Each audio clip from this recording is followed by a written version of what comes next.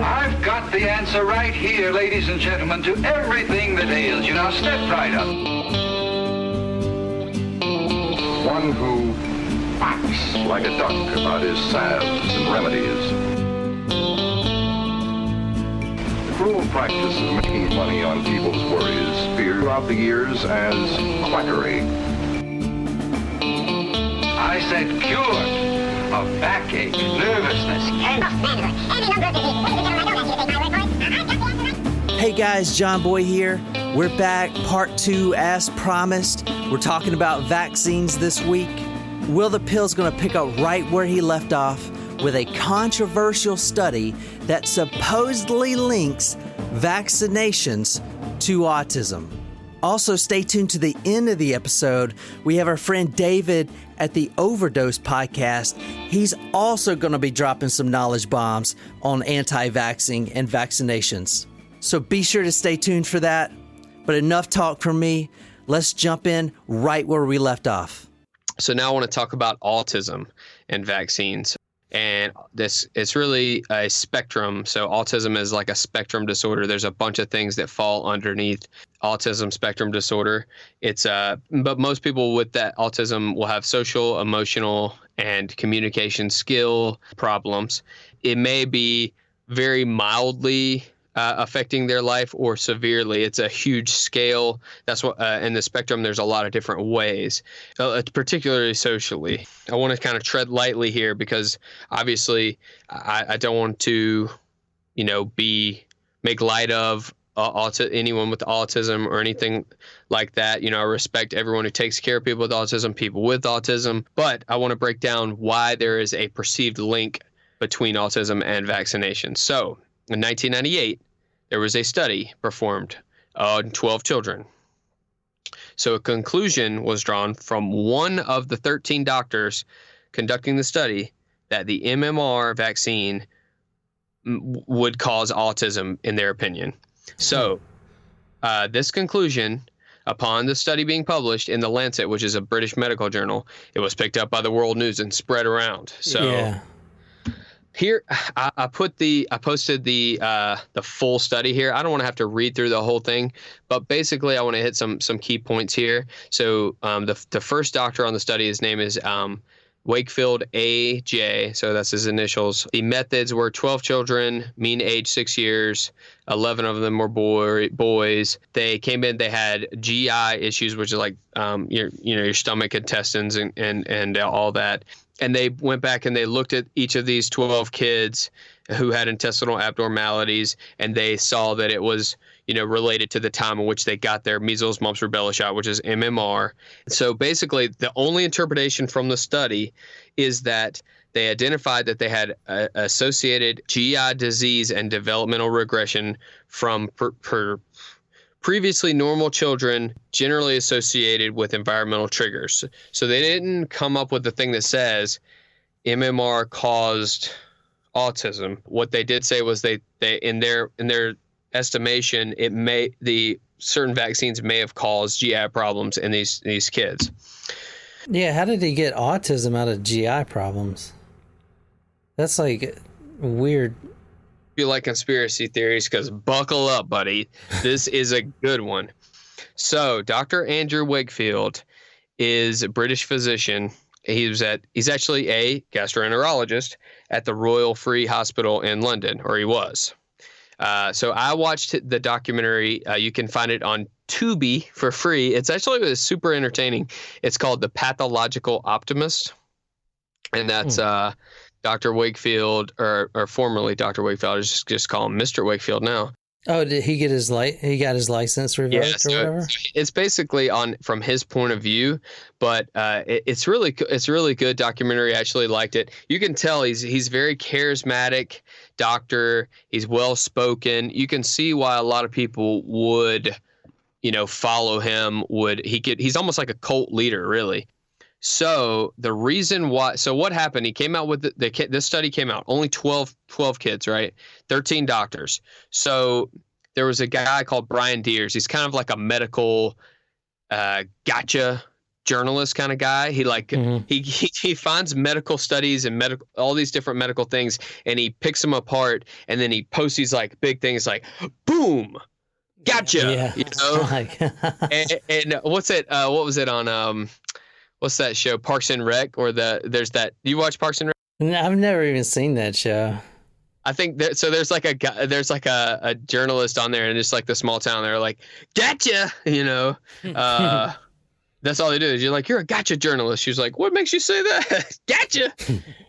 Brian Deers, he kind of sucks, but as a person, you know, he just kind of seems like a slime ball. But he did do a good thing here, in that he analyzed the study, and then he dug deeper, because like this got published, and people were talking about it like, oh my gosh, like, should I not vaccinate my kids?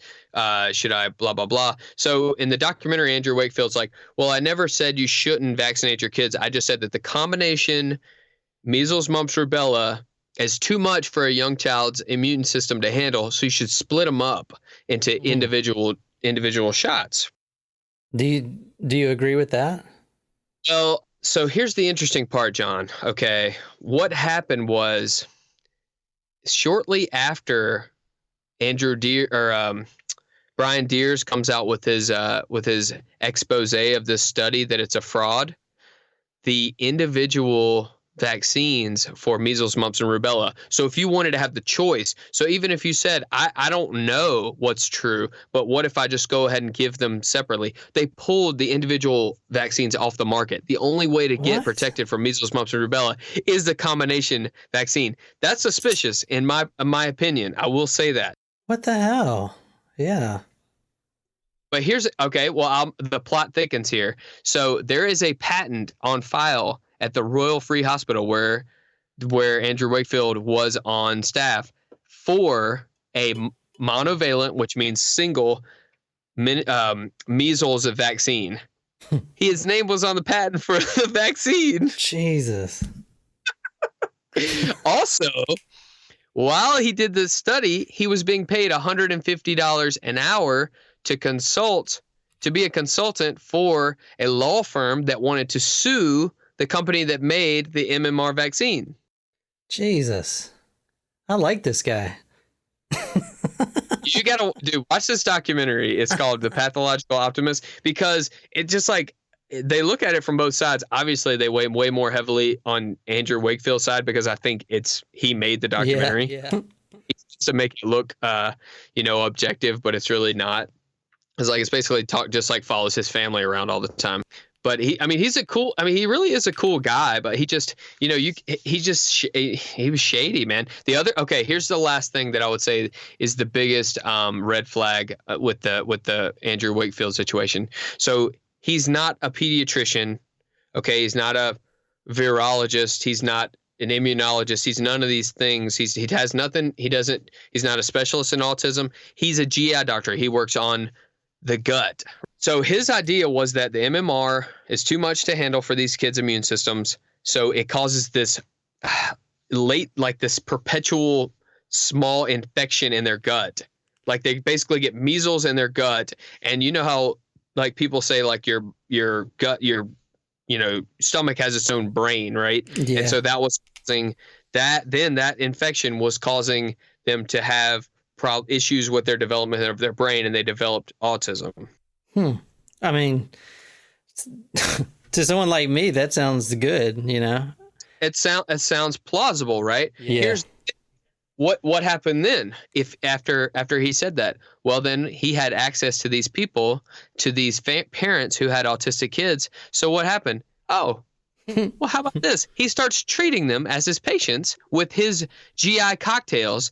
And so Brian Deere said he estimated that if Andrew Wakefield wouldn't have been stopped, he would have been, if everyone whose kids who had autism would have been taking Andrew Wakefield's treatment, he could have been making $43 million a year on his treatment for that. Jesus. That is so cool. That's so awesome. Awesome. Yeah, dude, this is the biggest, it's almost impressive how sketchy it is, but the way that he lays it out in his in the documentary is he's like, I just wanted to help these people, and he's a good looking dude. Actually, I like to to like relate him to like a British doctor, Jim Halpert off The Office, because he like has this terrible haircut, but he's likable. And then like later on in the documentary, he gets like a good haircut. You remember like when Jim gets his, you know, haircut? Anyway, I mean, he dresses like Jim Halpert too, like always wears like, you know, a loosely fitting blue button down and khakis. But yeah, I love at the end of the documentary, he's like, so he's, I'll skip ahead here to talk about Brian Deere individually, and then I'll go back to talk about what happened with his claims. So basically, Brian Deere, he put a series of reports out about that, and he called it like an elaborate fraud. So Andrew Wakefield, in response, tries to sue Brian Deere, and he loses to him not only once, he loses to him twice. So it cost him so much money that he had to try to and Wakefield had to pay all the cost, not just for his own legal fees, but for Brian Deere's too, because the courts were so mad that he sued him for this. Jeez. So in order to get the money, Andrew Wakefield starts going around to these people. He goes to these different societies, like these autism societies, chiropractors, all these people like that, and gets them to do fundraisers so he can make the money to continue his lawsuits. Jesus. Stuff, I think. And but here's the kicker. So he comes to America, right? Texas, which is funny. They start this autism charity called Thoughtful House. And they do a lot of good things for autism, but they also do a lot of like sort of crazy anti-vaxxer things, I would call it. Sorry, I don't want to be insensitive, but they do good things. Like they have like autism wards at hospitals that they help set up and fund, but they also like have these anti-vaccine rallies, and they help to spread some of the fears about vaccines. But at a certain point, Andrew Wakefield leaves the charity, and when they ask him about it on the documentary, he says he was actually paid a lot of money to sign a non-disclosure agreement to not talk about it. And they're like, well, what the hell's going on? He's like, just a difference of opinions. So what I think that would be, so at first I was like, okay, they just don't want his name on it anymore, right? Yeah. But then, listening to him talk about it, it sounds like he still supported use of vaccines in general. And they don't, because they want to basically vilify every vaccine. And he didn't want to be involved with that, so they broke ties. That's what it felt like to me. And I think part of it was he just started going down this rabbit hole. Like these women with autism, the mothers with kids with autism propped him up as like a hero. Mm-hmm. And he assumed that role because he kind of didn't have anything else at that point, you know? And he says one time in the documentary, he's like, I gotta say, I'd rather face down the CDC. What the hell voice is this? I can't do voices. What's a British? So I'd rather face down the CDC than an angry mother of a child with autism. Of course, his British voice is way sexier than that. So of course he just means like, you know, that they've already been through so much that they're tough and that, you know, they're resilient and all that. But I also think that it means that he's afraid of them. But so in 2010, he lost his medical license and he was removed from the Royal Free Hospital. Because the reason he was removed from the Royal Free was not just because of the study. They basically brought him back and they said, okay, you did a study on 12 kids. Let's repeat this with like 100 kids. And officially, they said he refused. On the documentary, he says he was trying to do it, but he wasn't able to. You know, he was basically like they didn't give him enough time, resources, all this stuff, so he wasn't able to replicate his results, right? But then since then, over 100 studies have been performed, and not a single one of them has found a link between autism and MMR. Jeez. So he basically lied. It's everything that you look at says that they can't find a link anymore.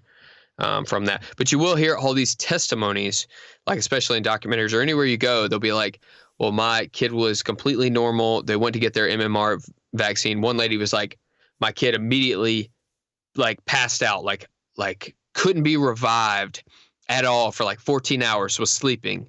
And I called the doctor and they were like, oh, it was fine, tired from the vaccine. When they woke up, they were never the same again. Like, you don't want to know, you don't want to tell those people that they're crazy or stupid or whatever like that, because, they were there and you weren't. But at the same time, one of the reasons why it continues to be propagated is, I think, because, when you have a kid who has something happen to them where they're not the same as anyone else, any sort of disorder or tragedy of any kind, you're probably mad, and you want someone to put somewhere to put your anger, somewhere you want you to be able to focus on a fight that you think is just, to be vindicated, to have some sort of righteous cause, some enemy to fight, and so they put vaccines as that in that place, which is sad, because it puts fear into other people, and you can see problems with that. So let's look at another prominent person with vaccines, especially right now, is Bill Gates. So what have you heard? I know he's huge in social media right now with the vaccines. Have you seen any of these things with Bill Gates with vaccines? No, but he's always been down this road with his organization. I mean, he's got that Warren Buffett money, or he's going to. Dude, do you watch that Gates documentary on Netflix? It's like a mini docuseries. No, I didn't see that one. Watch it. It's really good.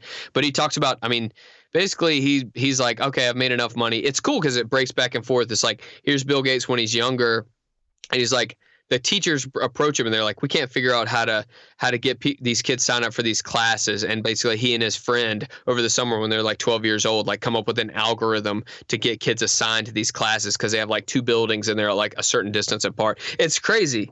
And so they talk about how he actually used that same algorithm to try to cover all the small little towns in Africa for polio. Because that's what the Bill and Melinda Gates Foundation's trying to do. Yeah, and it shows him like meeting with Warren Buffett, and Warren he's like, we got to get this done.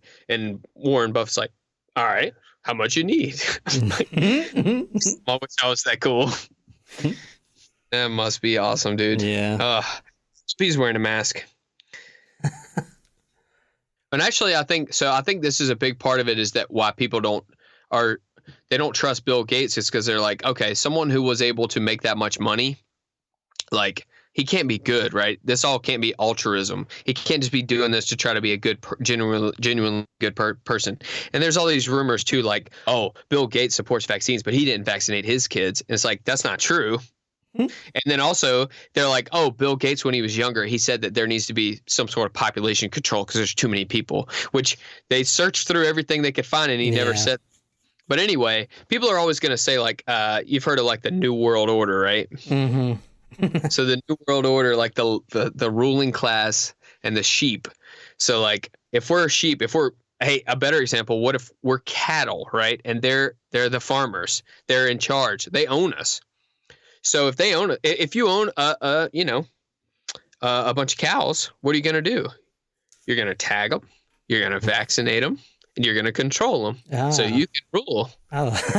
Hey, as long as I'm the farmer, then. You're not. You're a cow. And I am too. No, it's just it's kind of like saying that the lizard men, the reptilian race, rules, and it's all these conspiracies, man. It's they say he's like into eugenics, population control, like everyone's afraid of his motives. They're like, oh yeah, let's let this guy come up with the coronavirus vaccine. He's Bill trustworthy. Gates? Yeah, of course. I mean, he's like the smartest guy in the world almost. He comes up with this machine, if you watch the documentary, that turns pee and poop into drinking water, and he drinks it, and it's awesome. It's like, they're like, it solves 2 problems at once. He's like, they didn't have any good way to take care of the sanitation, and they didn't have drinking water, and it like goes through this whole thing, and the only byproducts is like clean water and ash. It's crazy. But he's a bad guy. I don't know. Oh my God. There's all, what are you going to do? So then, okay, we'll talk about herd immunity. So, all right. So let's think about it like in the way of coronavirus. Okay. So, all right. So if you look at it, like in coronavirus, we're trying to social distance so that we take basically if you infect 2 out of 10 people that you come in contact with social distance, then it's going to decrease that to 1 because you're only going to come in contact with 5 or whatever. So it's basically kind of a way. It kind of works like that too, but it's like, okay, if you have a population and if you vaccinate 95% of them, well, most of the people you're around, even if you're not vaccinated, you're going to be around someone who's vaccinated. So you're not likely to catch anything because you're not going to be around someone who may have it. So some people get it and then, they're going to be so isolated. So and it's different for every disease. I said that like Arnold Schwarzenegger. Yeah. I was like wondering why you said it like that.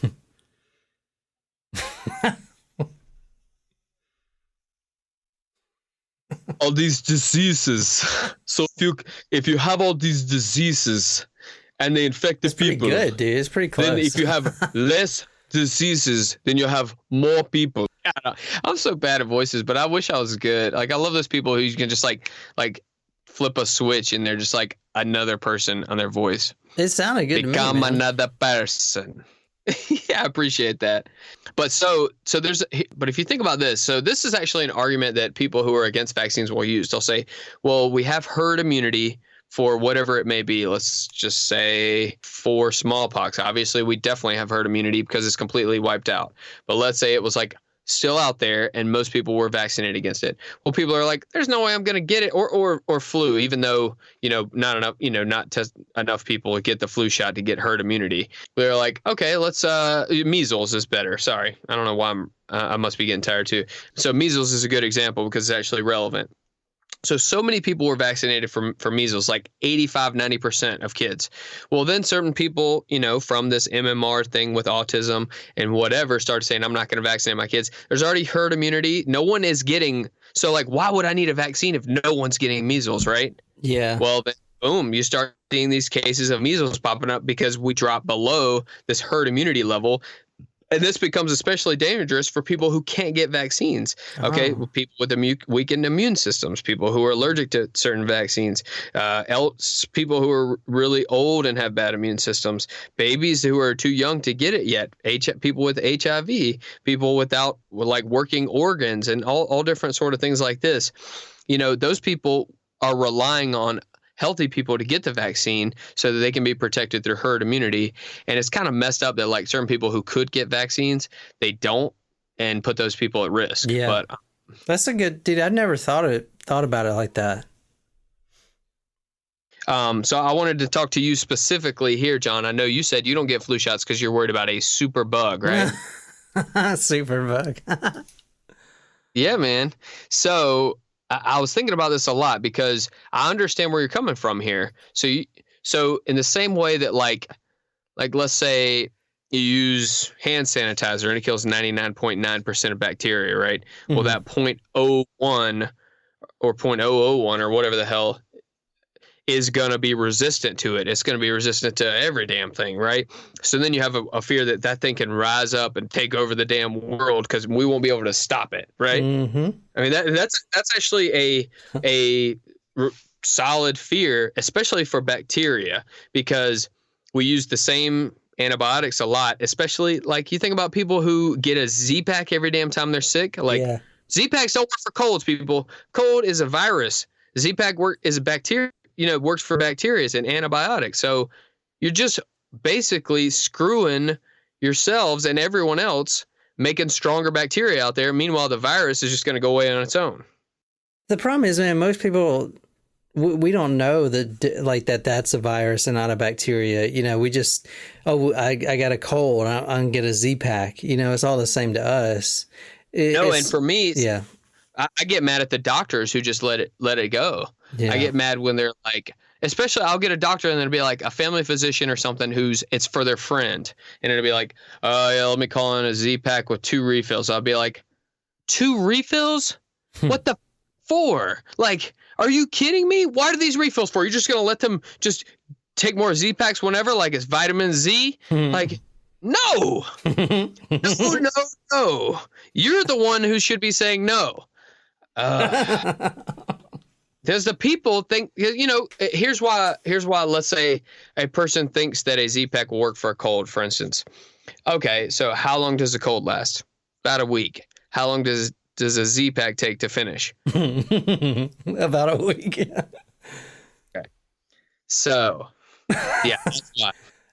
I've done that before. Okay, I've taken a Z-Pack for a cold. So, I mean, I'm not gonna lie. A lot of people think, and so actually, so there's sometimes when actually taking antibiotics after a cold may be warranted. For instance, if you get a secondary infection. So like, let's say it's been 10 days, you've had a bad cold or coronavirus or some shit like that, which coronavirus is a virus. But you've seen in the news like Z-Pack, is a treatment for it. So this is the reason why that they would use that for that, or after you've had it for a while. And the reason I say 10 days is because, that's when the virus would have run its course. With cold, coronavirus, it may be variable. But anyway, so that's when secondary infections like pneumonia or a sinus infection may happen. And those will go away on their own too. But a lot of times if you take an antibiotic, it's going to knock it out so much faster and you're going to be so much happier because like as you actually will see with coronavirus, you can get like with pneumonia. I mean, you've probably had this before. You've had a bad cough and it's like lingers, like you're better, but like it's like a month later and you still cough. Like if you do any exercise or anything, you've had that before, right? Oh yeah.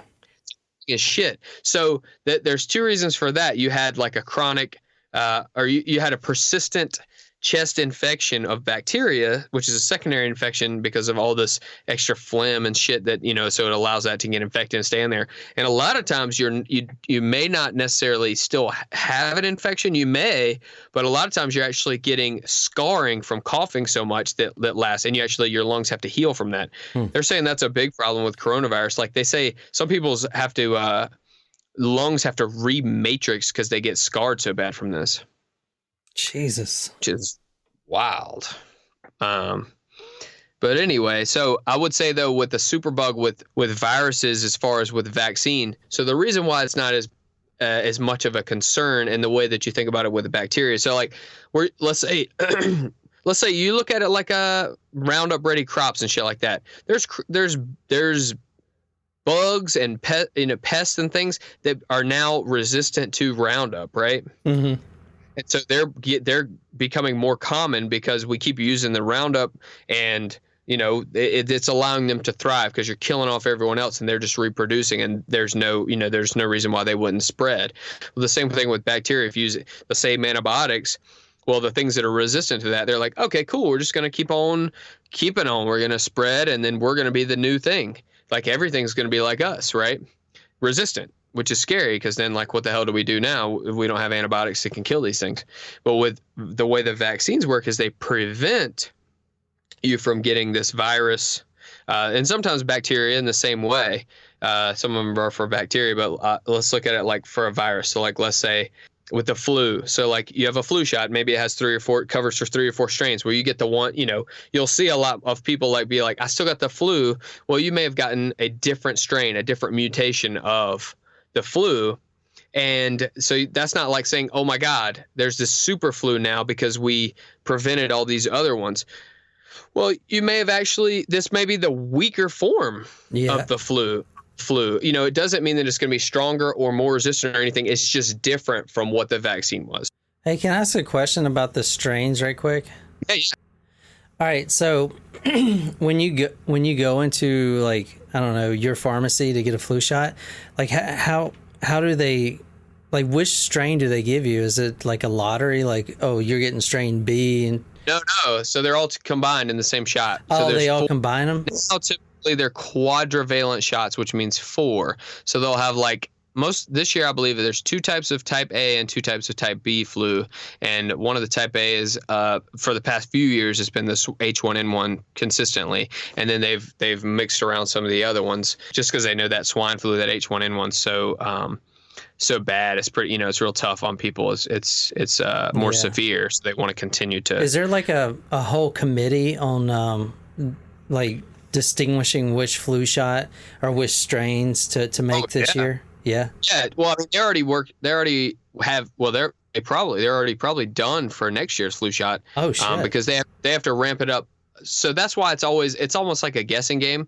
They predict it because there's the mutations, there's there's a shift and a drift, and basically there's different ways that they do it. So the virus travels the globe with the seasons. So like, now that we're getting towards the summer, you look at like the southern hemisphere of the earth is going to be in their winter. So they're going to be ramping up their flu, and it will kind of travel. Now, it may be interesting to see if we have a less severe flu season this year because we've shut down travel, but they're still, even without it at all, even if we didn't travel at all, we would still have the flu back because it just kind of gets latent because it doesn't completely go away. People will still get the flu in the summer.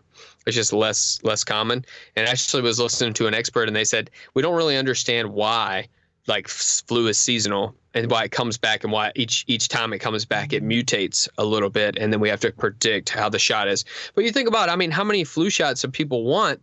Millions of shots, it takes a lot of time to grow all those and get them ready to go and make sure they're safe. So they have to work way ahead to do that. Yeah. Which is pretty crazy operation. Yeah. It seems like it, dude. Because that's one of the big things with shots is like people say, oh, well, why would you trust something that's such a big money maker? So like it makes so much money, they're going to push you to get more shots. Well, actually, they're one of the lowest margin things in healthcare. They said actually that it's at least $25 billion a year industry from the last figures I could see. But that's only like 2% of the pharmaceutical industry as a whole. So think about that. That's over $1 trillion in the pharmaceutical industry, and only 2% is from vaccines. So that's relatively small, potatoes for sure. And then they actually, in 2005, they actually said there was such a slim margin on flu shots that a lot of companies dropped out, and they had a shortage of flu shots because there weren't enough companies that made them because the margins were so bad. They've come up a little bit because there's some new vaccines that came on the market, that were a little more lucrative, but not significantly. It's like still, that's obviously since 2005, it's still 2% of the share of the market. That's crazy. Yeah. So on the flip side, how much do you think the cost of people not getting vaccinated will cost the rest of the world? You think what, millions for all, so all vaccine preventable diseases? Oh, for all? Oh, probably like trillions or more than that. I don't know. Yeah. What's the next thing after a trillion? I like that. So they said that they estimate that it just cost the U.S. $7 billion a year in just the U.S. Jeez. But then they did a study. They were like, okay, if we model just the children who between 1994 and 2013 who skipped the vaccine, that they're going to cost an estimated $1.38 trillion to society in their lifetime. Just the people in that 9-year span. Holy shit! Who didn't take didn't get vaccinated. And it's a small amount of people who, luckily, but still they're going to have an estimated 322 million illnesses, 21 million hospitalizations, and 732,000 deaths. Jesus. Due to not getting vaccines. Jesus. But that's all modeling, so you can always say, oh, those models could be wrong. A doctor or a professor Sashiku Ozawa would say otherwise. But anyway, it's, all this stuff, obviously, people will debate it till they're blue in the face. I'm just trying to throw out some different things here. So in that same vein, people will say, these vaccines cause a lot of problems for people. They try to cover it up. There's no one out there who's trying to protect people who get vaccinated. Well, that's actually not true. There's something called the VICP, the Vaccine Injury Compensation Program. Did you know about this? No. Yeah. I don't know about any of this stuff, man, to be honest. Oh, dude, that's the thing. It's all very public knowledge. And here's one funny thing is so my wife has these people on Facebook who always are posting all this stuff about I know more about vaccines than someone who supports vaccines and this and that. These random studies, and one of them was she's like, well, if vaccines are so great, then why are they paying dentists and giving them kickbacks to support vaccines? And I called my cousin. He's a dentist, and he's like, well, they forgot to send me my check. But the vaccine. Oh, so this actually relates to us. 1986 is a great year. Buddy, when we were born, they came out with this. It's basically a federal no-fault system, which means like, I guess like you can't, if you report something that's not true, like you won't get in trouble. They just won't give you the money. But it's basically like they've paid out a ton of money over since 1986. So that'd be 34 years to people who have had adverse reactions to vaccines, because they want to make sure there's an insurance policy for people to understand that. No, it's not 100% safe. It's very, very safe, but not 100%. So if anything goes wrong, we want to make sure and protect the population, which is solid stuff, right? Yeah, that's good. So and they also use these, like anything that's reported to this, along with the VAERS program, is updated in the VIS, the vaccine information sheet. So which is good. So one of the co-inventors of a rotavirus vaccine is not the one that had the problem. Dr. Paul Offit, he said, and I love this quote. He says that vaccines, unfortunately, are a victim of their own success. Society always gets to a point where like the petty shit bothers it if things get too big. So it's like they're a victim of their own success, and the fact that they've eliminated so many bad diseases that people have completely forgotten about them. So they've vaccinated their memories of basically of disease and how bad it is. Like I mean, you think about the plague, you think about Spanish flu, smallpox, all these things that were so devastating, like polio even, where like people are in these iron lungs, and our president was in a wheelchair. Dude, even like if you do any history study, and if you look at history, a lot of the females that had, a lot of the moms that had kids, like they would have a large number of them, because 40% of the kids would die, at a young age from whatever, and that's not like that today. Now if we have a death like that, then it's like a problem. So I see what you're saying. But like the stories I do for the other podcasts, like the stories that go back to like 1800s and stuff. Like, it's like you have 10 kids and only 3 of them make it. And that was just how it is. Dude, I love that you bring that up, because I actually was reading about that as one of the big supports that people don't realize. So like, what is it now? The infant survival rate is, or infant death rate is like less than 0.1% or something like this. It's like extremely low. And it used to be like 40%. Like 20 or 30%, something crazy like that. Yeah, dude. That. And now I know, anti-vaxxers are going to say a lot of that has to do with other medical advances, and that's true too. But also, the fact that we can you can just completely take something off the table.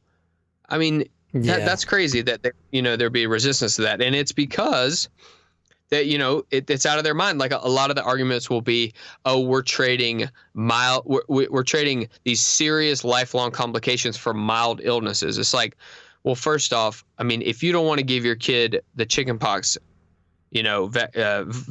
shot, then that's one thing. Or the flu shot, that's one thing. But like to give them things that could kill them, not give them things that could kill them, like then you're really, putting a big risk, especially into the world. Even if you're not convinced that like polio is that bad. You see these people that are like, oh, paralytic polio was only affecting this percent of the people, and it was already, the treatment was getting so good by that point that we didn't even need the vaccine.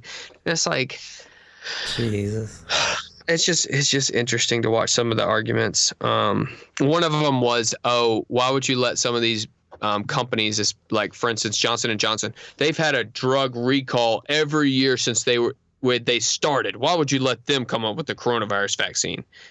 Every company, if every company hasn't had a drug recalled every month of every year, then I'd be surprised. Why? Because they're doing quality control. If they didn't have one, then I'd be suspicious that they're not paying attention. They do the smallest things. They do these there's tons of non-patient level recalls. So a patient level recall would be like something's bad enough to actually contact each patient individually and say, the medicine that you got could have a problem, and you need to bring it back. And then if you have any issues, then here's the number to the corporate lawyer and you'll get compensation.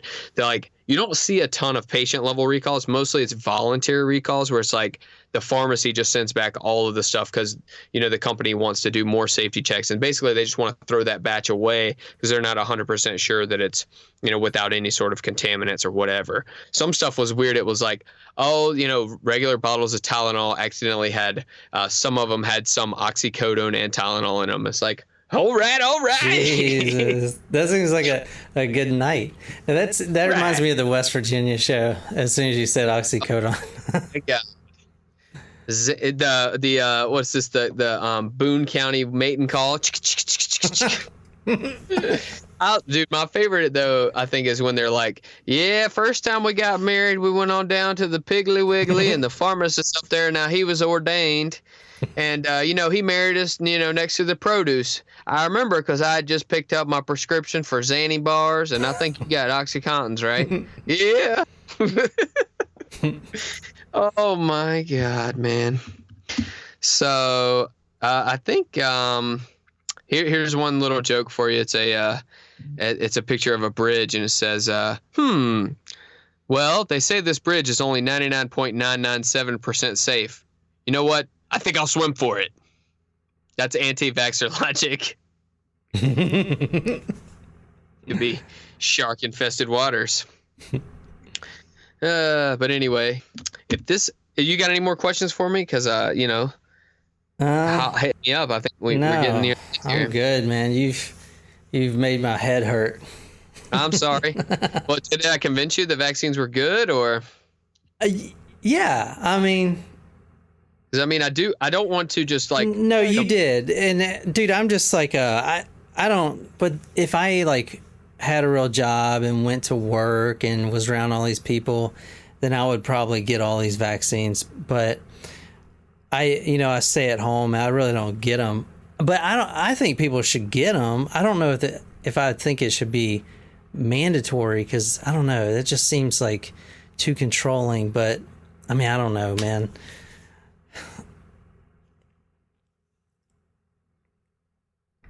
Yeah. Well, let's talk about what you're talking about before. Like, so with smallpox, they made it mandatory so they were able to completely wipe it from the face of the earth, because it was very deadly and dangerous and all it's that. like, you know what China's doing right now, right? With the COVID-19. So if you go in there, definitely, man, that's definitely they make Orwellian, you give up your social media, your WhatsApp and your Facebook, and they track it. So they make sure you're not leaving your house. Dude, that's not, I mean, yeah, it's communism, but dude, how far are we from doing that?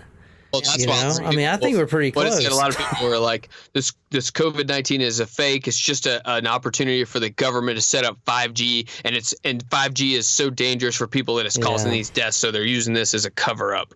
They're trying to keep us home so they can build these 5G towers. What the hell is wrong with people?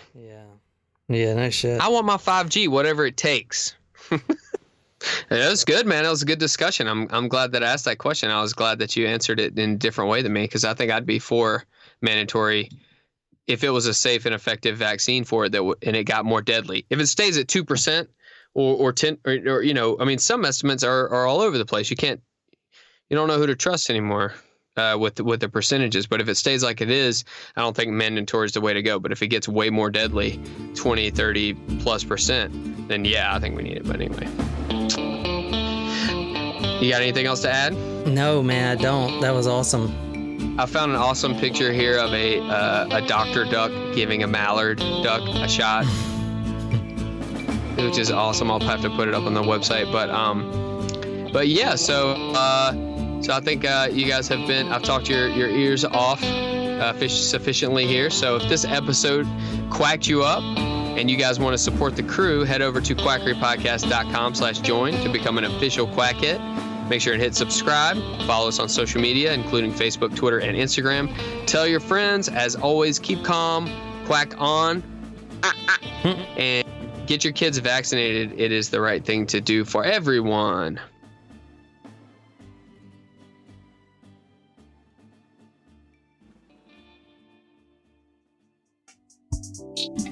Hey, Quackheads. If you're listening to this show, then you, like me, support doctors who teach you about interesting topics in a way that doesn't make you want to drill a hole in your head. Or maybe you just like hearing about all the ways medical treatments were completely wrong throughout history.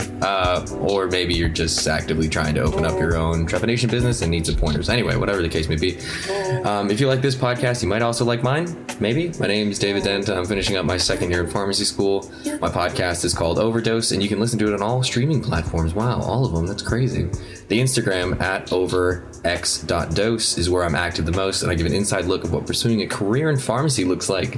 It's where I share my experiences, what I'm learning as I go through school, and I cover topics that I find interesting, sometimes pharmacy related, sometimes not. Sometimes things I just want to learn more about. My first mini-series is on mental health, and it focuses on depression. What a fun topic anybody would want to listen to. Nobody would listen to it or follow it if it was boring, and I mean, I think some people do, so I promise it's not. Trust me, it's not. I own a white coat. It doesn't fit anymore because I've gained some weight, and I have a stethoscope, so like you can trust me. I make Schedule 1 pharmacy memes that help teach current pharmacy students about medication. So if you're currently in school and not following it, well, you're missing out. Again, I have a white coat, so I'm basically a doctor. You got to trust me on this one. I'm honored to collab with John and Will the Pill, especially since they're also a comedy podcast centered around medicine. So this is really cool. Thank you so much for reaching out and having me be a part of this. This episode covers vaccines. So I have a few tips on how to approach patients who may be wary of vaccinating their kids. As a pharmacist, pretty much guaranteed to encounter patients unwilling to vaccinate themselves or their kids. So the recent movement away from using something proven to eradicate some of the worst diseases in history largely started from an article published in The Lancet that linked autism to the measles, mumps, and rubella MMR vaccine in 1998. If you have Facebook friends, if you're on the internet or Twitter in general, or if you're alive and breathing, and especially if you work in a pharmacy, you've probably heard one of the following reasons why people don't want to use them. Let's take a look from some real life patients here.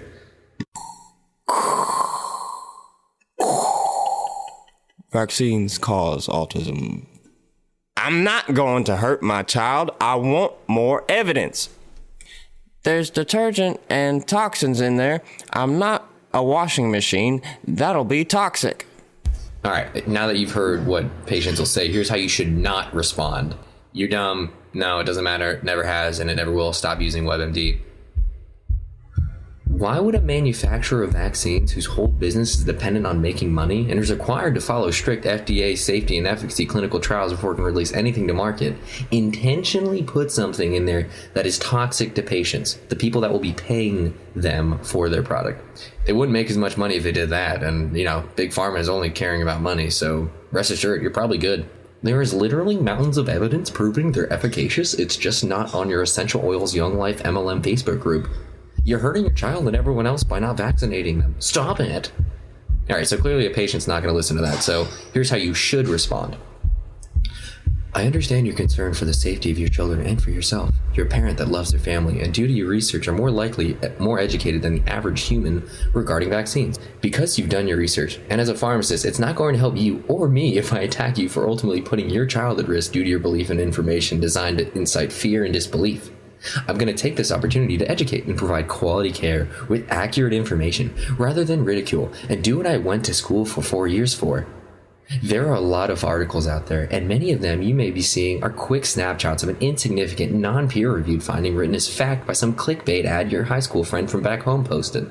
The article linking autism and vaccines that led to a drop of MMR vaccination rates was retracted in 2010. The first thing you're taught in any stats course is correlation does not equal causation, and it's the same thing here. Both things happen independently. A few things were wrong, and a few things were very wrong with this study.